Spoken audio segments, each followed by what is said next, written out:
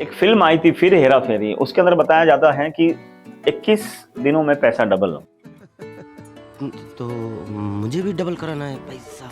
पर हकीकत में ऐसा बिल्कुल नहीं होता है। हकीकत अलग ही चीज है। हम आजकल अक्सर देख रहे हैं, जिसे देखे वो कर्जा लेने लगा है। लोन लेना बड़ा आसान हो गया है। पहले के मुकाबले अब कर्जा बहुत ही आसानी से मिल जा रहा है। शायद सरकारें भी यही चाह रही है, बाजार भी यह चाह रहा है कि लोग कर्जे में फंसे। पहले कर्जा लेना बहुत मुश्किल होता था, बहुत सारे पेपर्स होते थे, बहुत सारी आपकी क्रेडिबिलिटी या बहुत सारी चीजें चेक करी जाती थी। आजकल पहले के मुकाबले बहुत आसान हो गया। अभी तो एक लाइन बड़ी चल पड़ी है, लो कर्जा बढ़ाओ दर्जा। अपना दर्जा बढ़ाने के लिए, अपनी औकात बढ़ाने के लिए लोग मेहनत के बजाय लोन लेना, कर्जा लेना प्रीफर कर रहे हैं। पहले लोग अपना स्टेटस बनाने के लिए मेहनत करते थे, बहुत ज्यादा अपने आप को अनकंफर्टेबल करके या नई नई चीजें पकड़कर पैसा कमाने की सोचते थे। बट आज उस तरह से नहीं रह गया है। आज ऐसा है कि आपको जो चाहिए आप लोन पे ले लीजिए और फिर आप उसका ईएमआईज चुकाते रहिए। बहुत लंबे लंबे ईएमआईज चल रहे, 5 साल, 10 साल, 15 साल। फिर आपकी जो लाइफ है वो सिर्फ ईएमआईज चुकाते हुए चली जाती है। और एक कर्जा अगर आप चुका नहीं पा रहे हैं तो उसके लिए कर्जा ले लीजिए। फिर वो उसमें दिक्कत अगर आ रही है तो फिर एक और कर्जा ले लीजिए। और कर्जे की ही जिंदगी चलती चली जाती है, जिससे आप की पूरी लाइफ डिस्टर्ब हो जाती है। आपको पता ही नहीं चलता है, आपके सारे रिश्ते, आपकी सारी लाइफ की जो बीमारियां हैं या लाइफ के अंदर सारे ट्रबल्स जो है वो उसी कर्जे के इर्द गिर्द आ जाते हैं और आप सिर्फ ईएमआई चुकाते रह जाते हैं। पर आप कर्जा क्यों ले रहे हैं आपको पता भी नहीं है। एक स्टेटस सिंबल बनाने के लिए ले रहे हैं। अभी एक सर्वे आया है जिसमें मैंने देखा कि एप्पल के जो फोन्स हैं, 10 में से 7 फोन जो है वो ईएमआई पे लिए जा रहे हैं। मतलब जिन लोगों की औकात नहीं है या जो लोग खरीद नहीं सकते हैं वो लोग ईएमआई पर सादे फोन ले रहे हैं। देखिए, प्रॉपर्टी लेना, खेत लेना, जमीन लेना या कुछ और चीजों के लिए कर्जा लेना वो तो समझ सकते हैं। वो तो धीरे धीरे आप रेंट के बजाय आप ईएमआई कर रहे हैं।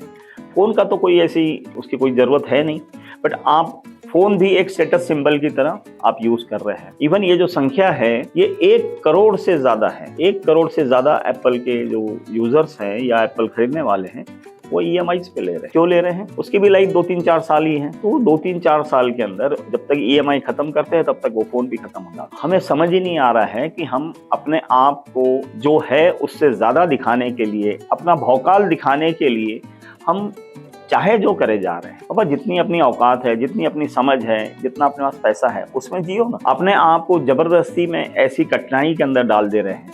अच्छा, क्यों डाल रहे हैं? सिर्फ दिखाने के लिए, समाज को दिखाने के लिए कि हम में भी दम है। अरे दम है तो साबित करो, पर ये कर्जा लेके क्या साबित करना चाह रहे हो? इसमें तो आप अपनी लाइफ को झंड बना रहे हैं। आजकल हम ये भी एक चर्चा के अंदर विषय है कि स्टार्टअप शुरू कर रहे हैं, स्टार्टअप हो रहा है। जहां देखे वहां कोई बोलता है कि अरे हमारा तो अपना स्टार्टअप चालू किया है। चालू कैसे किया? कहीं से कर्जा लेके चालू किया।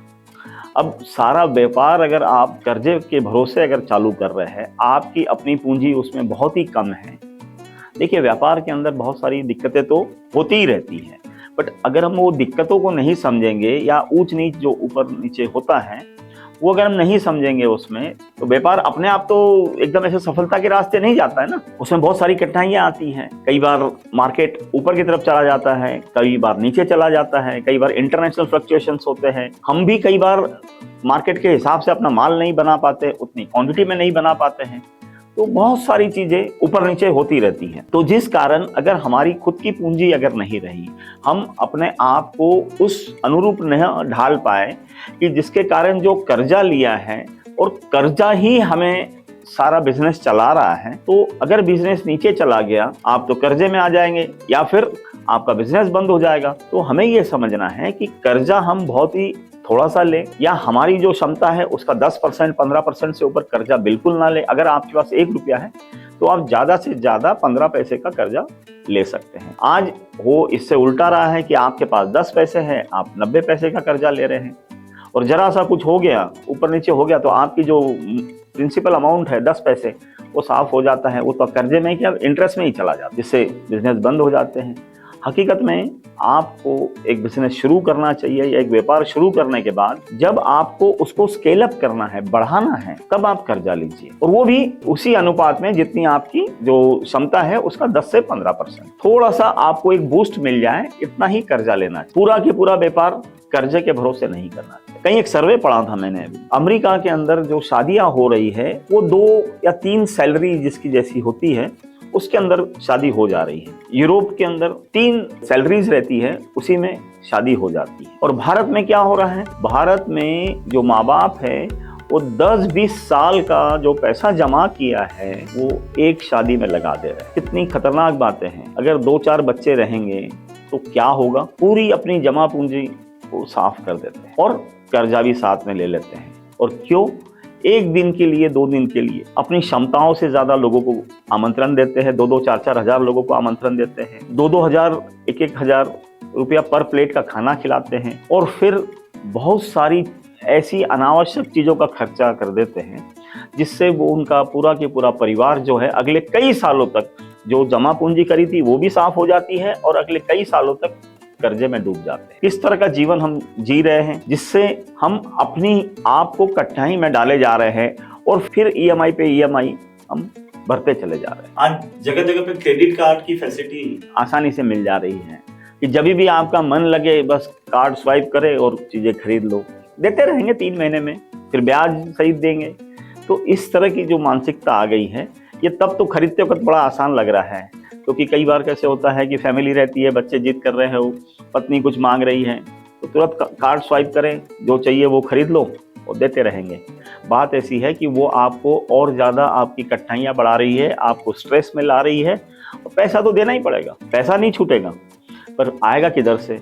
तो उसी के कारण हम लोग अपने जीवन में बहुत सारा तनाव, स्ट्रेस लेके आ रहे हैं। आज 2 व्हीलर, 4 व्हीलर, मकान, ऑफिस या जो भी चीज़, हर चीज हम लोग आज सिर्फ और सिर्फ लोन पे खरीद रहे हैं और फिर ईएमआई पे ईएमआई चुकाते चले जा रहे हैं। बट इसको कहीं ना कहीं रोकने की जरूरत है, और ये हो भी इसलिए रहा है कि आज एक और सर्वे हुआ है कि जिसके अंदर ये देखा गया कि कर्जा ज्यादातर न्यूक्लियर फैमिली वाले लोग ले रहे हैं, क्योंकि उनको रोकने और टोकने वाला कोई भी नहीं है। घर में कोई बता नहीं रहा है कि इतना कर्जा लोगे तो चुकाओगे कैसे, कौन चुकाएगा, कैसे चुकाएंगे, क्योंकि आप ही अकेले डिसीजन मेकर हो, आपने कर्जा ले लिया।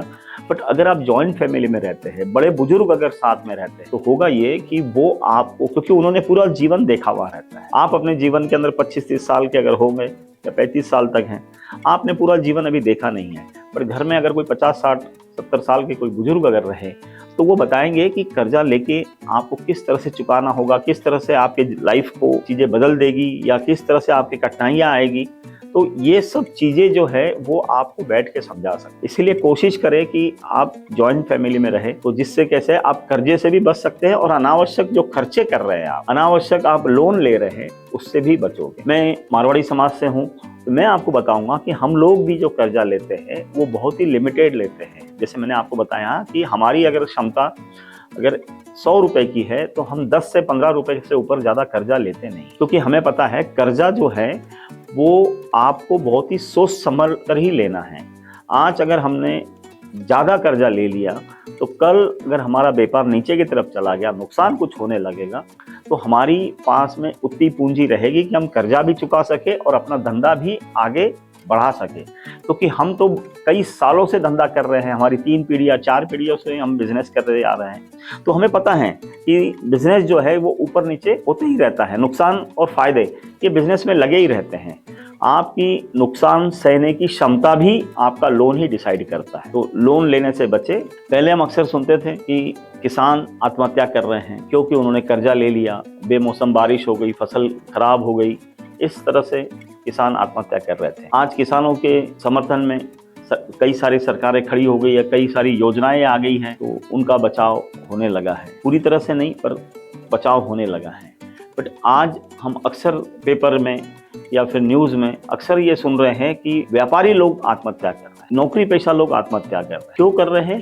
क्योंकि वो बहुत सारा कर्जा ले रहे हैं, कर्जा लेने के बाद वो चुका नहीं पा रहे हैं, ईएमआईज जो उनकी जो ड्यूज रहती है वो पूरी नहीं कर पा रहे हैं। उसके कारण उनके लाइफ में भी उथल पुथल मच जा रही है। उनकी पत्नियां, बच्चे ये भी उनसे बिछड़ जा रहे हैं, वो भी उनको छोड़ के चले जा रहे हैं, बीमारियां लग जा रही हैं, और फिर अंत में ये समझ ही नहीं आ रहा है कि बिजनेस करे तो कैसे करे, नौकरी करे तो कैसे करे। क्योंकि नौकरी अगर कर रहा है कोई तो एक सीमित सैलरी आती है, बट कई बार कुछ नशे के कारण या कुछ शौक के कारण या स्टेटस सिंबल दिखाने के कारण बहुत ज़्यादा कर्जा ले लेते हैं। व्यापार कई बार नीचे की तरफ चला जाता है और वो कर्जा चुका नहीं पा रहे हैं। तो उसके कारण कैसे है कि सब चीज़ें इतनी भयावह हो जाती है कि वो आखिरी में सुसाइड करने तक की नौबत आ जा रही। तो आप भी ध्यान रखें, कर्जा उतना ही ले जितना आप गिरी से गिरी हालत में, नुकसान में भी कर्जा लौटा सके, ऐसी आपकी क्षमता होनी चाहिए। तभी आप कर्जा लें, तभी आप लोन लें। हम ये समझ रहे हैं कि हमें पता चल गया कि पैसा डबल कैसे करते हैं, कहीं हम क्रिप्टो में पैसा लगा लेते हैं तो उसमें भी ऐसा लगता है कि पैसा बढ़ जाएगा। फिर आजकल शेयर मार्केट का चल रहा है कि शेयर में डालो पैसा तुरंत डबल हो रहा है, तो तुरंत पैसा बढ़ते चला जा रहा है। देखिए, लाइफ में बहुत सारा शॉर्टकट नहीं होता है। ये हमें ऐसा लगता है कि हम बहुत ज़्यादा होशियार है या हम दूसरों से ज़्यादा समझदार है, ऐसा कुछ नहीं होता है। आप भी शॉर्टकट अगर अपनाएंगे तो कहीं ना कहीं दिक्कतें आपके साथ खड़ी हो ही जाएगी। आपको मेहनत कश बनना ही पड़ेगा, आपको दिमाग लगा के काम करना ही चाहिए। और ये शॉर्टकट के रास्ते जो हैं ये डेंजरस रास्ते हैं। सफलता कई बार मिलती भी है, कुछ लोगों को मिली भी होगी, बट ये कोई हरदम या श्योर शॉर्ट तरीका नहीं है। श्योर शॉर्ट तरीका एक ही है, वो है मेहनत करने का तरीका। मैं अपनी बात कर देता हूँ। बाबूजी मेरे साथ ही बिजनेस में काम करते थे। मैं तो अपना बिजनेस बढ़ाने के ऊपर, या फिर मेरी उम्र ही कम थी, मेरी जितनी उम्र थी उतना ही उनका बिजनेस का एक्सपीरियंस था, अनुभव था पूरा, और बहुत ऊंच नीच उन्होंने अपने बिजनेस में देख चुके थे। तो जब मैं बिजनेस करता था तो मेरी ये समझ में नहीं आता था कि क्या क्या चीज़ों पे ध्यान रखें। तो घर में अगर कोई बड़े बुजुर्ग अगर है तो वो इन चीज़ों को आसानी से समझ सकते हैं, देख सकते हैं, आपको गाइड भी कर सकते हैं। आज हमारी जो परिस्थितियाँ ऐसी हो गई है कि हम न्यूक्लियर फैमिली में रहने के कारण हमको कोई गाइड भी नहीं कर रहा है। हमारी जो कमियां हैं वो कोई भी उल्लेखित भी नहीं कर रहा है, बता भी नहीं रहा है कि ये यहाँ गलत कर रहे हो, इसको सुधारो, इस रास्ते मत जाओ, ये आपको करना चाहिए, ये नहीं करना चाहिए। कोई भी नहीं बता रहा है, बताने लायक कोई बचा ही नहीं ना, क्योंकि आप तो अकेले काम कर रहे हैं। तो इस तरह से आप मत करिए। घर में जितने भी कोई भी बुजुर्ग होगा, चाचा होंगे, पिताजी होंगे या ताऊ जी होंगे, या जो भी घर में के जो बुजुर्ग हैं, वो लोग आपको बड़ी आसानी से गाइड कर सकते हैं। नो डाउट वो आपके जितने होशियार नहीं होंगे या आपसे कम पढ़े लिखे होंगे, उनका लाइफ का अनुभव किसी और लाइन का होगा, कुछ फर्क नहीं पड़ता।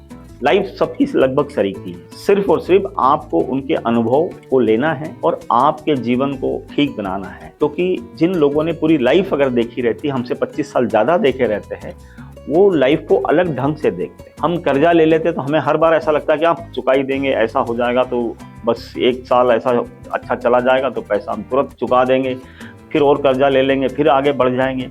ऐसे नहीं होता है। आपके पास में रिस्क मैनेजमेंट की भी क्षमता होनी चाहिए। जब तक आप रिस्क को मैनेज करके चलेंगे तभी आप बढ़ पाएंगे। तो ये सब संभव तभी है कि जब आप जॉइंट फैमिली में रहें। जॉइंट फैमिली, इवन नौकरी वाले भी जो हैं या बिजनेस हैं या किसी भी पेशे में हो, आपका परिवार, आपका कुटुंब जिसमें सीनियर लोग हैं, आप हैं, मेहनतकश लोग हैं, वो आपको बेहतर ढंग से चीज़ों को मैनेज करना, रिस्क को समझना और लंबा कैसे जीना है, ये बहुत बड़ा साइंस है। ये वही हमको गाइड कर पाए। आज हम जो युवा रहते हैं उनको ऐसा लगता है कि कोई भी चीज़ को हल हो जाएगी, कोई दिक्कत नहीं होगी। नहीं, दिक्कतें आपकी पल पल, पग पग पे खड़ी हैं, और दिक्कतों को आप तभी हल कर पाओगे जब आपके साथ में कोई अनुभवी आदमी रहेगा और घर का रहेगा। आपकी जितनी चादर रहेगी उतने ही पैर फैलाइए। देखिए, जीवन जो है वो आनंद के साथ जीना जरूरी है, सुखी जीवन ज़्यादा जीना जरूरी है। बट हम जो आज कर रहे हैं, हम सुख सुविधाओं के साथ के अंदर जीने की कोशिश कर रहे हैं। घर को लगभग हम म्यूजियम या अजायब घर जैसा बना के रखे, सारा सामान खरीद के लेके आ रहे हैं, पर बात ऐसा है उसका पैसा भी चुकाना पड़ेगा, उसकी EMI चुकानी पड़ेगी। तो इसमें आनंद आपका खो जाएगा। आनंद के साथ जीना बहुत जरूरी है।